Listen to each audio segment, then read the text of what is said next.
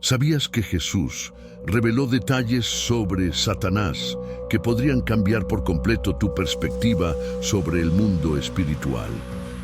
Mientras muchos ignoran o minimizan su influencia, el Maestro expuso verdades que no solo revelan el rol del enemigo, sino también la forma en que Dios limita su poder.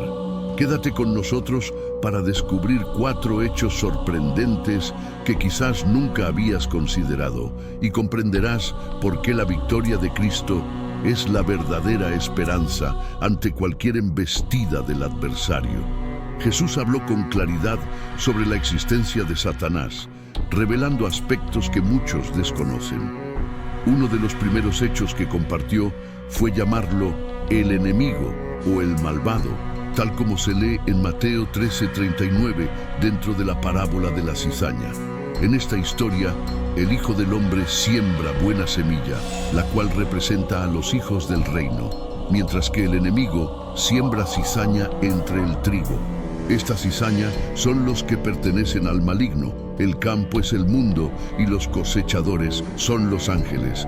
Así, Jesús deja en claro que Satanás no es un adversario abstracto, sino un ser con un plan destructivo, contrarrestar la obra de Dios y desviar a los seres humanos del camino de la salvación. A lo largo de la historia bíblica, este adversario ha intentado frustrar los planes divinos, dañar a la humanidad y separarla de la comunión con el Creador. Quienes desobedecen voluntariamente los mandamientos del Señor se convierten en enemigos de Dios, reflejando así el mismo espíritu de oposición que caracteriza a Satanás. En otros pasajes, se hace referencia a Satanás como el malvado que domina las estructuras de un mundo caído. En el 1 Juan 5:19 se nos recuerda que, aunque los creyentes pertenecen a Dios, el mundo entero yace bajo el poder del maligno. Sin embargo, Cristo vino a romper ese dominio, ofreciendo visión espiritual y protección a quienes han nacido de nuevo por la fe. 1 Juan 5:18, 2:13. Si bien la humanidad vive rodeada de influencias malignas, el Señor capacita a sus hijos para resistir y vencer al malvado. Jesús también describió a Satanás como el príncipe de este mundo. En Juan 12:31, antes de su muerte en la cruz, Jesús anunció que había llegado el momento del juicio para este mundo y de la expulsión del príncipe que lo gobernaba. Satanás, convencido de que aniquilaba a Jesús al conducirlo hacia la crucifixión, en realidad se vio derrotado por la obra salvadora del Señor. Allí, en la cruz, Cristo no solo abrió el camino de la reconciliación entre Dios y el hombre, sino que también selló el destino de Satanás. Aunque su sentencia aún no se ha ejecutado por completo, su derrota está asegurada. El enemigo continúa operando en el mundo, pero es cuestión de tiempo antes de que sea lanzado al lago de fuego, cumpliéndose así las promesas del juicio final descritas en Apocalipsis 20:10. La enseñanza de Jesús respecto a Satanás no tiene el propósito de asustarnos, sino de alertarnos y encaminarnos hacia una vida sobria y atenta. Su mensaje nos recuerda que no luchamos contra carne y sangre, sino contra principados y potestades espirituales. Efesios 6:12. Sin embargo, tenemos la certeza de que Dios nos ha provisto toda herramienta espiritual para resistir, vencer y mantenernos firmes en la fe. Estamos conscientes de este conflicto espiritual y preparados para mantenerse fieles en medio de las estrategias del enemigo, confiando en la victoria que Cristo ya ha obtenido por nosotros. Cuando el momento de la traición estaba próximo, Jesús sabía que Satanás se acercaba, pero también era consciente de que el enemigo no encontraría en él ningún atisbo de pecado ni lugar donde aferrarse. Como afirma Jesús en Juan 14:30, «No hablaré mucho más con ustedes, porque viene el príncipe de este mundo, pero él no tiene dominio sobre mí». Esta declaración, impensable para cualquier ser humano excepto el Hijo de Dios, resalta la impecabilidad de Cristo y su soberanía ante el maligno. Satanás gobierna un mundo apartado de Dios, una esfera donde hombres, ángeles caídos, falsas religiones e ideologías se unen para amenazar a los verdaderos hijos de Dios. Las Escrituras advierten: no amen al mundo ni nada de lo que hay en él. 1 Juan 2:15 a 17. Aquello que el mundo ofrece, la lujuria, el orgullo, la materialidad, no proviene del Padre, sino del maligno. Así, el enemigo influye en la educación, el comercio, las especulaciones e incluso en las religiones que han surgido de sus engaños. En Mateo 12:24, los fariseos, cegados por su incredulidad, atribuyen las obras de Jesús al poder de Belcebú, el príncipe de los demonios, reflejando cómo las mentiras del adversario pueden distorsionar la percepción de la verdad. El reino de Satanás es un antirreino, un contrapeso temporal al gobierno justo y soberano de Dios. Su pecado original, descrito en Isaías 14:14, fue el anhelo de ser como el Altísimo. Desde entonces lidera a aquellos que, como él, se rebelan contra el Creador. Jesús mismo confrontó esta realidad cuando dijo: «Ustedes son de su padre el diablo». Juan 8:44, señalando que quienes persisten en la mentira, el homicidio y la desobediencia forman parte de la corriente oscura que se opone al Señor. Este adversario no se limita a atacar multitudes anónimas, también apunta a individuos fieles, como Pedro. Antes de su muerte en la última cena, Jesús advirtió a Simón Pedro: «Simón, Simón, mira que Satanás ha pedido zarandearlos a ustedes como a trigo». Lucas 22:31. El plural «ustedes» revela que no solo Pedro, sino todos los discípulos estaban en la mira del enemigo. Zarandear el trigo implica separar el grano de la paja, una figura de lenguaje que ilustra la intención de Satanás: sacudir su fe hasta el punto de revelar debilidades, esperando que alguno caiga. Sin embargo, este pasaje también ofrece consuelo. Así como ocurrió con Job, Satanás no puede actuar sin la autorización divina. Se ve obligado a pedir permiso, demostrando que Dios mantiene el control absoluto y utiliza incluso las pruebas más duras para el bien de su reino.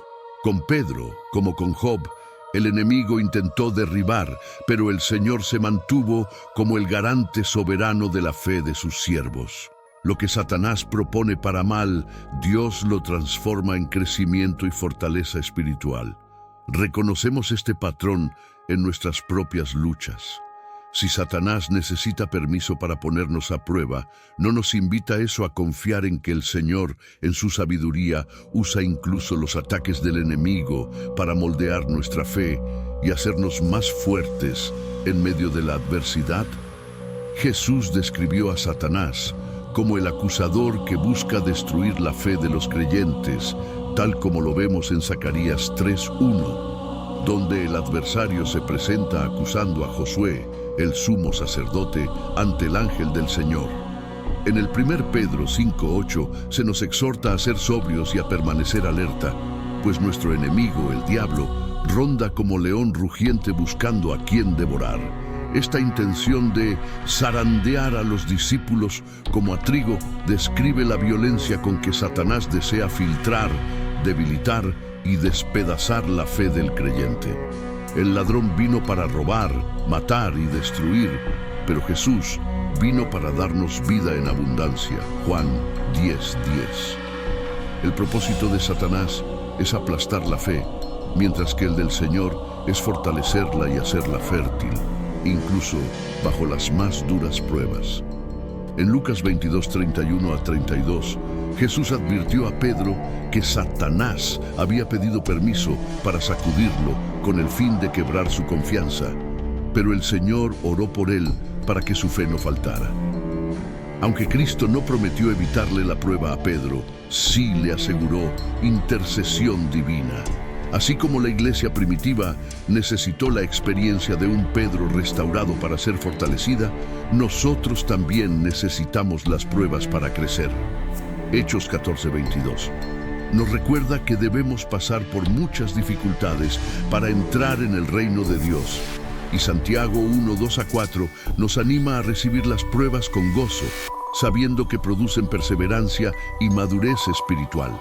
Estas dificultades, lejos de ser un castigo, son una herramienta de Dios para moldear nuestro carácter y hacernos más semejantes a Jesús. Romanos 8:28. La intercesión de Cristo limita lo que Satanás puede hacer. Filipenses 4:13. Nos recuerda que podemos enfrentar cualquier desafío a través de la fuerza que el Señor nos da, mientras que Hebreos 7:25 asegura que Jesús intercede continuamente por nosotros ante el Padre. Cuando salimos de una prueba, habiendo experimentado la debilidad de nuestra carne, aprendemos a compadecernos de otros que luchan, a aconsejarlos con humildad y misericordia, tal como sugiere 2 Corintios 1:6. Después de su negación, Pedro comprendió que sin la dependencia de Dios es fácil caer, y por eso pudo sostener a sus hermanos con mayor compasión y sensatez. Reconocemos que las pruebas, más que destruirnos, pueden ser forjadoras de una fe más fuerte, una compasión más profunda y una dependencia más sincera de nuestro Señor. Cuando Satanás intenta sacudir la fe de los creyentes, zarandeándolos como a trigo, las Escrituras nos recuerdan que la verdadera fe se demuestra no en la perfección intachable, sino en la capacidad de levantarnos tras la caída y encontrar restauración y perdón en Cristo. Jesús mismo ora por nosotros, tal como lo hizo por Pedro, garantizando que las pruebas no terminan en fracaso permanente, sino que pueden convertirse en oportunidades de crecimiento y servicio. En Juan 17:9-11, Jesús intercede por aquellos que el Padre le dio, pidiendo protección para ellos en medio de un mundo que se opone a la verdad. Además, Juan 17:15 enfatiza que no pide que los suyos sean sacados del mundo, sino que sean guardados del maligno. Ante las tentaciones y el asedio del enemigo, tenemos la promesa de Jesucristo de que nada ni nadie podrá arrebatarnos de su mano. Juan 10:27-28. Él vive siempre para interceder por nosotros. Hebreos 7:25. Y lleva adelante la buena obra que inició en nuestras vidas hasta completarla en el día de Cristo Jesús. Filipenses 1:6. Aunque las pruebas nos hagan sentir vulnerables, Dios puede utilizarlas para purificarnos, librarnos del orgullo, la autosuficiencia y las falsas seguridades. Así como el fracaso de Pedro lo llevó a depender más del poder del Espíritu Santo, nuestras debilidades pueden ser transformadas en nuevas fortalezas para el servicio al reino. El enemigo busca desmoralizarnos, alejarnos de las actividades del reino y hacer que abandonemos la fe.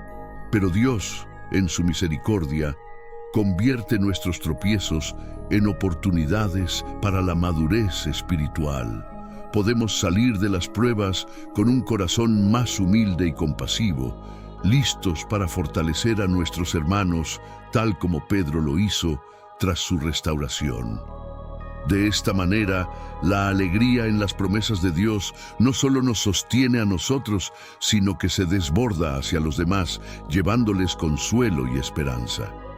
Cuando a través de noches de llanto emergen mañanas de gozo, Salmo 35, recordamos que jamás estamos solos ante el enemigo ni obligados a soportar las embestidas en nuestras propias fuerzas. Jesús, el Hijo y el Padre actúan unidos para mantenernos firmes y su poder nos guarda por medio de la fe. 1 Pedro 1:3-5. A veces Dios fortalece nuestra fe directamente y otras veces envía a un Pedro que trae la palabra justa de gracia y ánimo. De cualquier forma, su promesa permanece.